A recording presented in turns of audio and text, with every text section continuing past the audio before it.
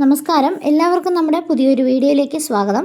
ഇന്ന് എല്ലാവർക്കും തന്നെ അറിയാം, ഇന്ന് സുബ്രഹ്മണ്യ സ്വാമിയുടെ വളരെ വിശേഷപ്പെട്ട ഒരു ദിവസമായ തൈപ്പൂയം നാളാണ്. തമിഴ് പഞ്ചാംഗത്തിൽ തൈ മാസത്തിലെ പൂയം നാളാണ് തൈപ്പൂയമായി ആഘോഷിക്കുന്നത്. നമ്മൾ മലയാളികൾ മകരമാസത്തിലെ പൂയം നാൾ തൈപ്പൂയമായിട്ട് ആഘോഷിക്കുന്നു. ശിവപുത്രനും ദേവസേനാപതിയുമായ സുബ്രഹ്മണ്യൻ്റെ പിറന്നാളാണ് തൈപ്പൂയം. സുബ്രഹ്മണ്യൻ താരകാസുരനെ യുദ്ധത്തിൽ വധിച്ച് വിജയം കൈവരിച്ച ദിവസമാണ് മകരമാസത്തിലെ പൂയം എന്നും കരുതുന്നുണ്ട്. അതേസമയം തന്നെ സുബ്രഹ്മണ്യ സ്വാമിയുടെ വിവാഹ ദിനമാണ് തൈപ്പൂയമെന്നും ഐതിഹ്യമുണ്ട്. ഈ വർഷം, അതായത് നമ്മുടെ ഈ 2026 ഫെബ്രുവരി 1-ാം തീയതി ഇന്നാണ് തൈപ്പൂയമായിട്ട് ആചരിക്കുന്നത്. തമിഴർ ആഘോഷിക്കുമ്പോൾ അത് തൈമാസം എന്നാണ് പറയുക. ആ തൈമാസത്തിലെ പൗർണമി ദിനത്തിലാണ് തമിഴർ തൈപ്പൂയ മഹോത്സവമായിട്ട് ആഘോഷിക്കുന്നത്. ശിവൻ്റെയും പാർവതീ ദേവിയുടെയും പുത്രനായ മുരുകനെ ആദരിക്കുന്ന ഒരു ഉത്സവം കൂടിയാണിത്. അതുപോലെ തന്നെ തിന്മയുടെ മേൽ നന്മ വിജയം നേടിയ ദിവസമായും ഇത് കണക്കാക്കപ്പെടുന്നുണ്ട്.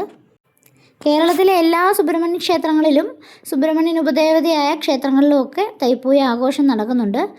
നമ്മുടെ കേരളത്തിൽ സുബ്രഹ്മണ്യ സ്വാമിയുടെ ക്ഷേത്രങ്ങൾ തമിഴ്നാട്ടിലെയൊക്കെ അപേക്ഷിച്ച് വളരെ കുറവാണ്. എങ്കിൽ പോലും ഈ സുബ്രഹ്മണ്യ ക്ഷേത്രങ്ങളിലെല്ലാം തന്നെ തൈപ്പൂയ ആഘോഷം നടക്കുന്നു. ഇന്നത്തെ ദിവസം വ്രതമെടുക്കുന്നതിന് വളരെ പ്രധാനപ്പെട്ട ഒരു ദിവസം തന്നെയാണ്. നമ്മുടെ ഈ 2026 ഒരു പ്രധാനപ്പെട്ട ദിവസമാണ് തൈപ്പൂയം എന്ന് പറയുന്നത്. ചൊവ്വയുടെ ദേവനായിട്ടാണ് സുബ്രഹ്മണ്യ സ്വാമിയെ കണക്കാക്കുന്നത്. സാമ്പത്തിക ബാധ്യത, വിവാഹ തടസ്സം, വ്യവഹാരം, രക്തസംബന്ധമായ അസുഖങ്ങൾ എന്നിവയൊക്കെ മാറാനായിട്ട് സുബ്രഹ്മണ്യ സ്വാമിയുടെ ഈ വിശേഷപ്പെട്ട ദിവസത്തിൽ നമ്മൾ വ്രതമെടുക്കുന്നത് വളരെയധികം അനുഗ്രഹം നൽകും. തൊഴിൽ തടസ്സം, അതുപോലെ തന്നെ കലഹം, സന്താനങ്ങളില്ലാത്ത ആ ഒരു ദുഃഖം എന്നിവയുടെ കാരണം ജാതകത്തിലെ ചൊവ്വയുടെ അനിഷ്ടസ്ഥിതിയായിട്ടാണ് പറയുന്നത്. അതുകൊണ്ട് സുബ്രഹ്മണ്യ ക്ഷേത്രങ്ങളിൽ ഈ ദിവസം പ്രത്യേകമായിട്ട് നമ്മൾ ദർശനം നടത്തുകയും വഴിപാടുകളൊക്കെ കഴിക്കുകയും ചെയ്യുന്നത് ദോഷങ്ങൾക്ക് പരിഹാരമായിട്ട് ചെയ്യാവുന്നതാണ്. ഭക്തജനങ്ങൾക്ക് എല്ലാവിധ ലൗകിക സുഖങ്ങളും നൽകുന്ന സുബ്രഹ്മണ്യ ഭഗവാനെ ഉപാസിക്കാനായിട്ട് ശ്രേഷ്ഠമായിട്ടുള്ള ദിവസമാണ് ഈ തൈപ്പൂയ ദിവസം. സന്താനഭാഗ്യം ആഗ്രഹിക്കുന്ന ദമ്പതിമാർ ഒന്നിച്ച് തന്നെ തൈപ്പൂയ വ്രതം എടുക്കണം.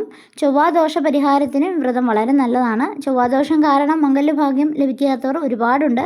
അങ്ങനെയുള്ളവർ മകരമാസത്തിൽ തുടങ്ങി എല്ലാ മാസവും ഈ പൂയ നക്ഷത്ര ദിവസം ഒരു വർഷം വ്രതം എടുക്കണം. അങ്ങനെ വ്രതമെടുത്താൽ തീർച്ചയായിട്ടും നിങ്ങളുടെ വിവാഹം അടുത്ത വർഷം നടക്കും. തൈപ്പൂയ വ്രതം എടുക്കുന്നവർ ഇന്നലെ മുതലായിരുന്നു വ്രതം എടുക്കേണ്ടിയിരുന്നത്. മത്സ്യമാംസാദികളും ലഹരി വസ്തുക്കളും എല്ലാം ഉപേക്ഷിക്കണം. അതുപോലെ തന്നെ വ്രതദിനങ്ങളിൽ ഒരു നേരം മാത്രമേ അരിയാഹാരം പാടുള്ളൂ. തൈപ്പൂയ നാളിൽ ആരോഗ്യമുള്ളവർ ഉപവസിക്കുന്നതായിരിക്കും നല്ലത്. കഴിയാത്തവർ പഴങ്ങളും ഇളനീരും ഒക്കെ കഴിച്ച് വ്രതമെടുക്കാവുന്നതാണ്. വ്രതമെടുക്കേണ്ടത് 3 ദിവസമാണ്. ശനിയാഴ്ച, ഞായറാഴ്ച, അതുപോലെ തന്നെ തിങ്കളാഴ്ച. ഈ 3 ദിവസവും രാവിലെ കുളിച്ച് സുബ്രഹ്മണ്യ ക്ഷേത്രം അടുത്തുണ്ടെങ്കിൽ അവിടെ ദർശനം നടത്തണം. അതുപോലെ തന്നെ അവിടെ ചെയ്യേണ്ട വഴിപാടുകൾ, കാര്യസിദ്ധിക്ക് വേണ്ടിയ മന്ത്രങ്ങളൊക്കെ ജപിക്കണം. അതുപോലെ തന്നെ സുബ്രഹ്മണ്യ ധ്യാനം വളരെ പ്രധാനപ്പെട്ടതാണ്. മൂലമന്ത്രവും സുബ്രഹ്മണ്യ ധ്യാനവും കുറഞ്ഞത് 108 തവണയെങ്കിലും ജപിക്കണം. തൈപ്പൂയത്തിൻ്റെ പിറ്റേന്ന് സുബ്രഹ്മണ്യ ക്ഷേത്ര ദർശനം നടത്തിയിട്ട് വേണം നമ്മൾ വ്രതം അവസാനിപ്പിക്കാനായിട്ട്. ജനുവരി 31 ശനിയാഴ്ച മുതലായിരുന്നു വ്രതമെടുക്കേണ്ടിയിരുന്നത്.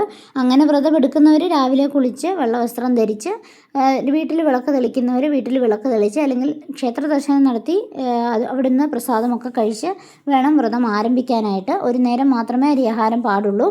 അങ്ങനെ ചെയ്തിട്ട് 2-ാം ദിവസമായ ഇന്ന് തൈപ്പൂയ ദിവസവും ഇതേ രീതിയിൽ തന്നെ വ്രതം അനുഷ്ഠിക്കണം.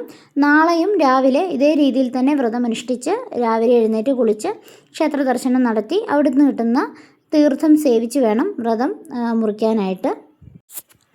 ദുഃഖങ്ങൾ അകറ്റി ആഗ്രഹ സാഫല്യം നേടാൻ സഹായിക്കുന്ന അനുഷ്ഠാനമാണ് തൈപ്പൂയ വ്രതാചരണം. അത് വളരെ കറക്റ്റായ രീതിയിൽ മാത്രം അനുഷ്ഠിച്ചാലേ നമുക്ക് ഈ പറഞ്ഞ രീതിയിലുള്ള ഫലങ്ങളൊക്കെ ലഭിക്കുകയുള്ളൂ. ഈ ദിവസം സുബ്രഹ്മണ്യ ക്ഷേത്രങ്ങളിൽ വിശേഷാൽ പൂജകളും കാവടിയാട്ടവും ഒക്കെ പതിവാണ്.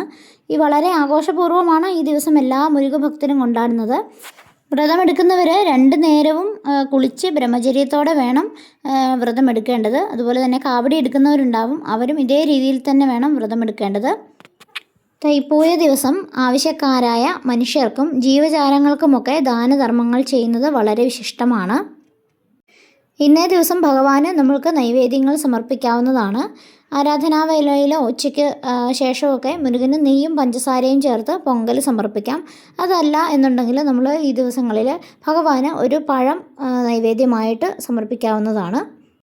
ക്ഷേത്രങ്ങളിൽ പോകുന്നവർ അവിടെ ഭസ്മാഭിഷേകം, നാരങ്ങാമാല, പനിനീരഭിഷേകം, മഞ്ഞൾപ്പൊടി, കളഭം ചാർത്തുക എന്നിവ സുബ്രഹ്മണ്യ പ്രീതിക്കായി ചെയ്യാവുന്നതാണ്. കദളിപ്പഴം, നിവേദ്യം, ബാലാഭിഷേകം എന്നിവ ഭഗവാന് സമർപ്പിക്കുമ്പോൾ ശക്തമായ പാപം പോലും മാറിക്കിട്ടുമെന്നാണ് വിശ്വാസം. വ്രതമെടുക്കാൻ സാധിക്കാത്തവർക്ക്, അതായത് ഇന്നലെ മുതൽ വ്രതമെടുക്കാൻ സാധിക്കാത്തവർക്ക് ഇന്നത്തെ ഈ ഒരു ദിവസം മുഴുവനായും വ്രതമെടുത്ത് നാളെ വ്രതം മുറിക്കാവുന്നതാണ്.